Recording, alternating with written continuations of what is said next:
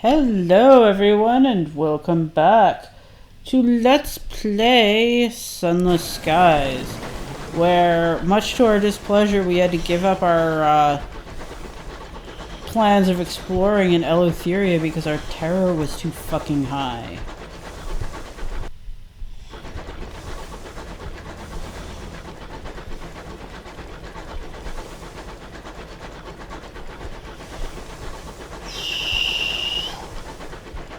Yeah. Well, normally I'd say we should try doing Albion next, but I really want to get that thing. Yeah, and then what will happen is then immediately we'll go to the next place and have a better one. I mean... Hi, Marauders. I'd have to deal with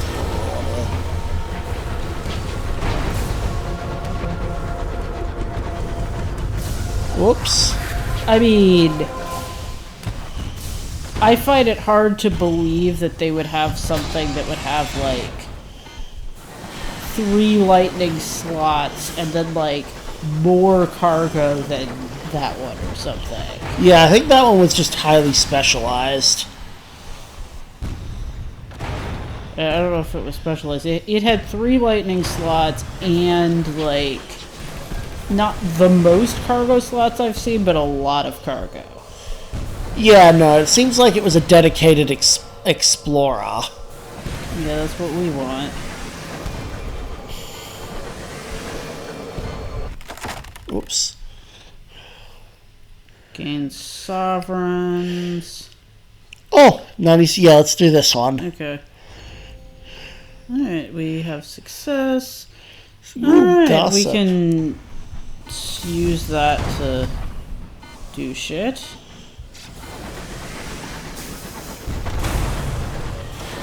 Okay, so this is a thing that I'm thinking maybe while we're here. Oh, yeah, repair.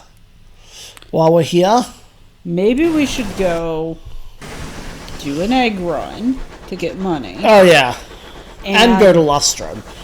And while we're at it, we should try to kill a curator. Because if we do, we can publish our next canto.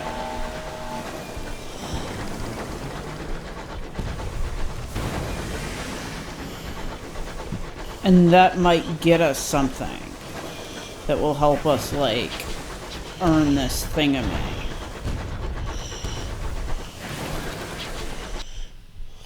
Okay. All we need to do is kill a curator. We also need to kill Fluke. No, we don't. We only have to kill 3 out of the 4 items. How many have we killed? 2. Which 2 is that? A scribe, spinster, and guests. Guests being a Lovecraft train. Yeah, I remember what the guests are. They like build up in the train and then and then they take over the train. Yes.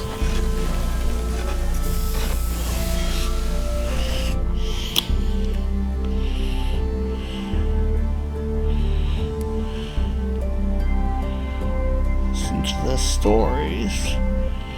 Oh, that made our terror go down. Good. Inconceivable circus. Purchase tickets. Yeah.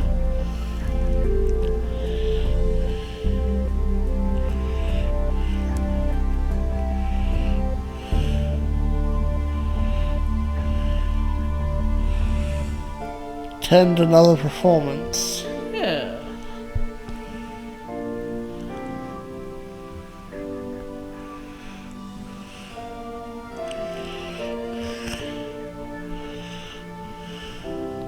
The humiliated magician, Hostessa's assistant in half, comes to an unfortunate end.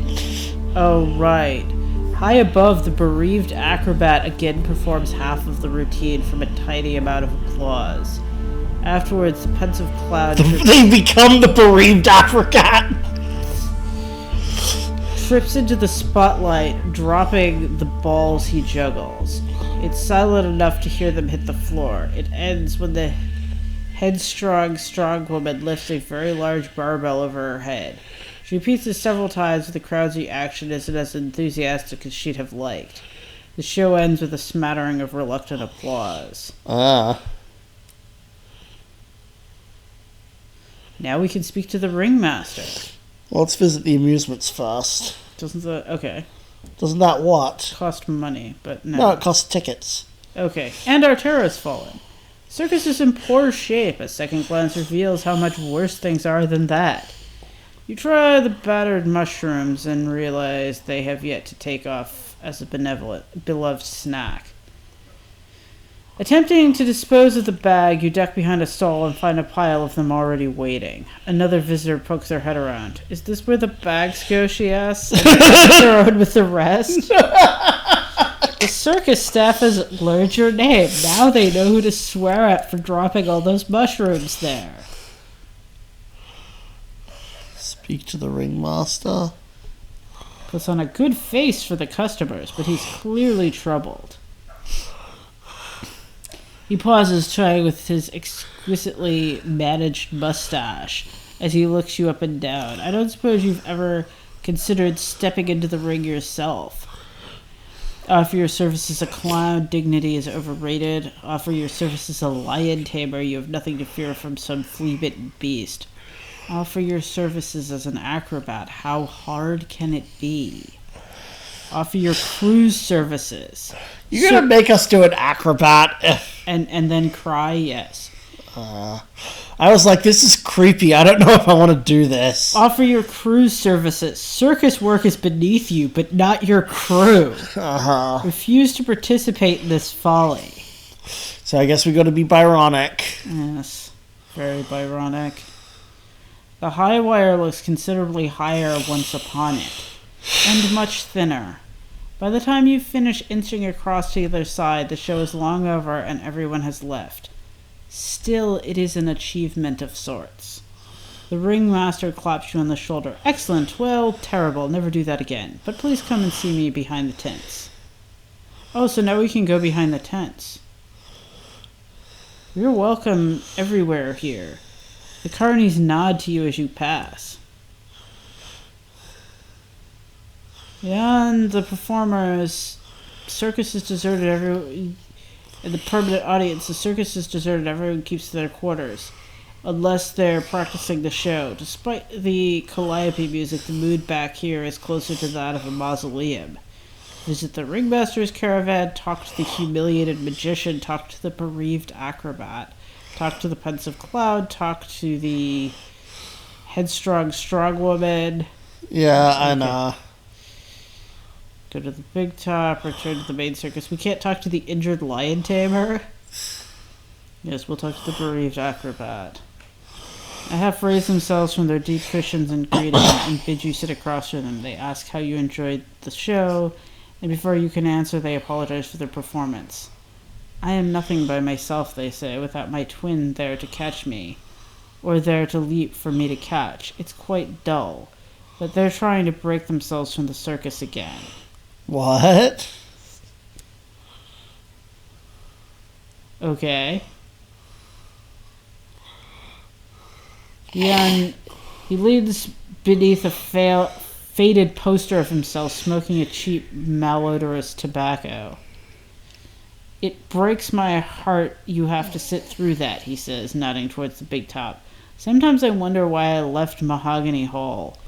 Then I remember how much Plenty paid before the whole place lost its funding. He puts out the cigarette on the poster, then tosses it into an overturned top hat.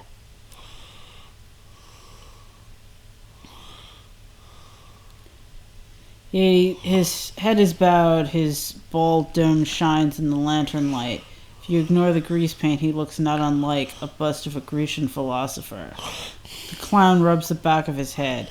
It's troubling to me that the show goes on, even if no one's there to watch it. He looks at you searchingly. What does he expect you to say?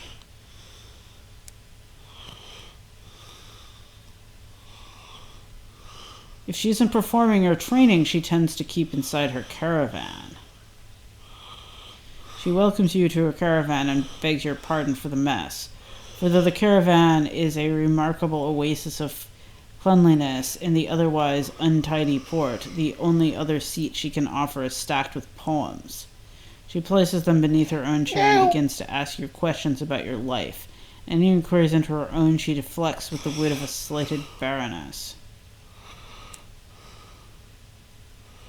Going to the big top. There's no performance on at the moment. The echoing silence of an empty tent is undercut by something just out of earshot, a buzzing almost. You travel to the giant obelisk to one side of the port. The noise, the sensation only gets louder. The obelisk is covered with giant, indecipherable symbols. As you touch it, being here feels right on some primal level. All thoughts of travel melt away. There's a place for you here. When you're meant to be amongst the grease paint and the sawdust, you quickly pull your hands away. The itch recedes. Creepy. Is he like brainwashing them or something? No, I'm thinking it's something that was here before he got here. Mm-hmm. And that he's affected as well. The door is open. From inside, you can hear the constant ruffling of a deck of cards. Hats, cats, bats, and rats. The ringmaster is sat on a fat cushion, idly shuffling a worn pack of playing cards. He smiles wearily at you. I ask the cards about you. He draws from the top of the deck, sets them on the table. They say you can help. He then places them back into the deck and bids you shuffle and draw for yourself. The cards are the same. He smiles the same weary smile. Looks like they haven't changed their minds. Accept a commission to repair the ringmaster's props. 8 of bats. The magician's props are in need of fixing, the ringmaster sighs. Accept a commission to reclaim the acrobat's twin. 4 of hats. One of them has run away. Again, the ringmaster huffs. It's time to bring them home. Accept a commission to purchase costumes for the clown. 2 of cats. The costumes are not for the clown, but for his pet geese, Cuddles and Ruffles. He's not funny without them, confides the ringmaster. Accept a commission to post flyers for the strong woman. 6 of rats. Ideally, the strong woman's act is to lift unusual objects brought by the crowd. The problem is, no one knows they're supposed to bring something. I'm thinking one of these two. We shouldn't do the bringing the twin. Why not? Because they want to escape from this creepy place. Okay, well, I think the first thing we should do is make costumes for geese, because that sounds adorable. Okay. His best act requires them, the ringmaster says, but they won't perform unless they're in costume. And, unfortunately, the geese have a habit of destroying them after a few shows. We've a friend in Port Prosper who will be happy to supply us with costumes. We've the money, but not the transport. He hands you a small purse. Port Prosper. Shit, where is that again? That's over on the other side. Yeah.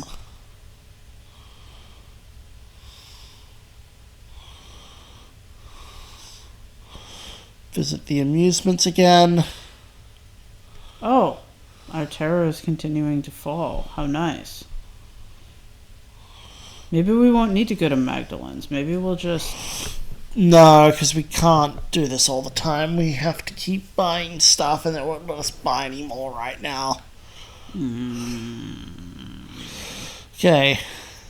Have we read this? Oh yeah, this is where the bags go.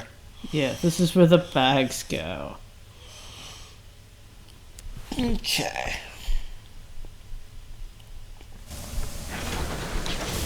Oops. Wow, I feel like your navigation of these docking ports is just getting worse and worse. Well, that didn't damage us.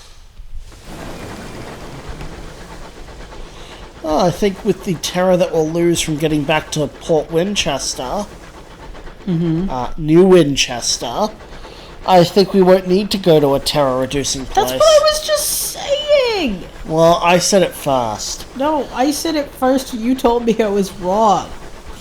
No, I'm right.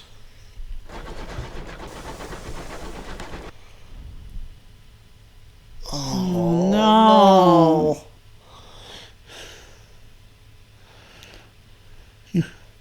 Okay, well, let's push on. We can't afford to lose fuel. We're so close, though. To New Winchester? Okay. 3 crew? Mist is soft at the windows. The stars have gone awry. You crawl onwards. There is an outbreak of violent star madness among the crew. You find your way back to the stretch of sky located on your chart. Your journey can continue. Okay, we'll just buy some new crew when we're there. Maybe these crew we picked up in Eleutheria were crappy. It said they were like crazy revolutionaries that we could probably trust not to shank us in our sleep. Yeah, maybe we need dead crew member. If we can find a way to smuggle them out. Why would we need to smuggle them out? Why? Because I'm assuming that's what's in the black box, and it's not easy to, No, we bring them out. We saw a dead crew person in Eleutheria. What? Where? In the hookah lounge. Somebody who was dead? Yeah. What did it say? It said that it was a captain from the Blue Kingdom who was smoking the hookah through her death mask.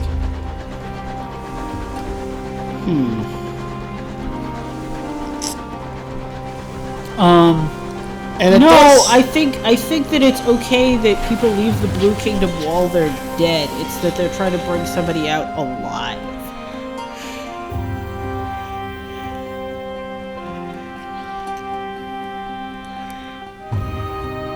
Hire a few crew.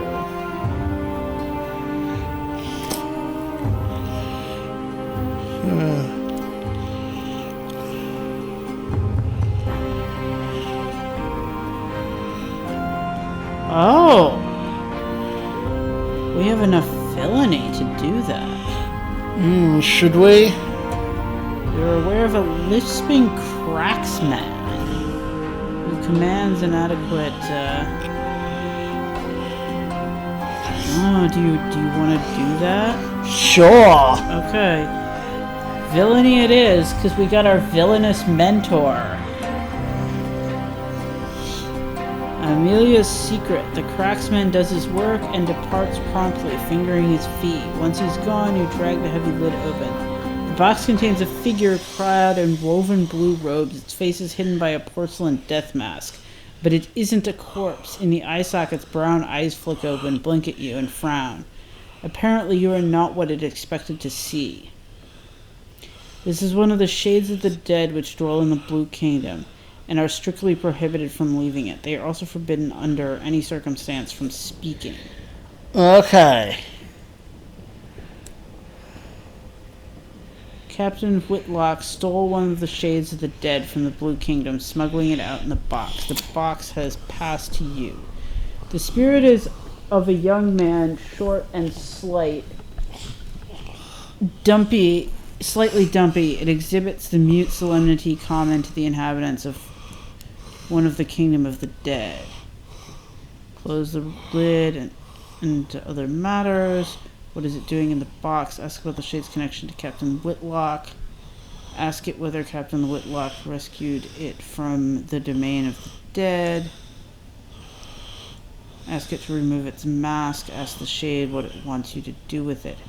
Okay, who is it? Is it Albert? I think...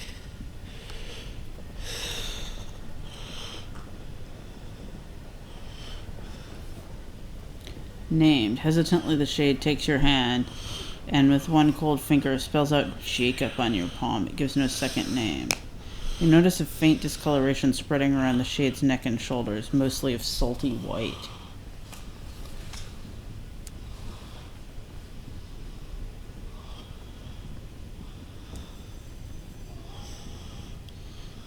Where the stars can see, the stars decree. The spirit gestures upwards, expansively with both hands. The sky, the stars, when it covers the eye sockets of the mask so it cannot see.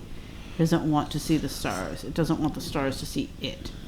In places, the shade's skin is hardening to a glistening white, cruel like salt. The conjugation worsens the more you examine it, as if the very act of perceiving it was fueling its spread. Oh shit. What?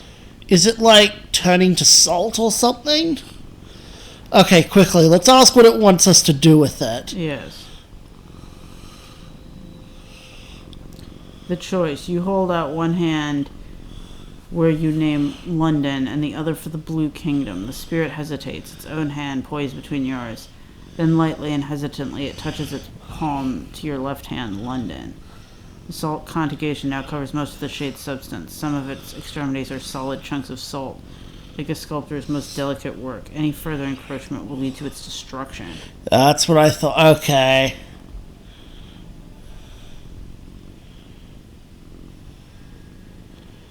Close the lid. Yep.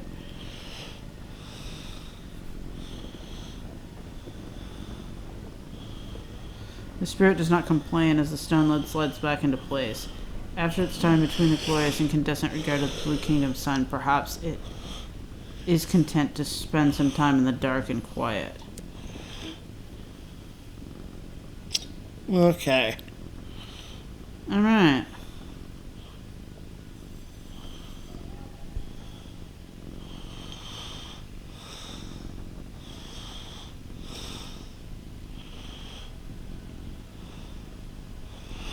Member of Parliament.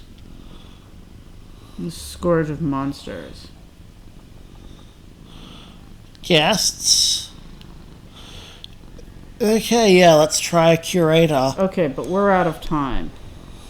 Until next time, everyone. Bye. Bye.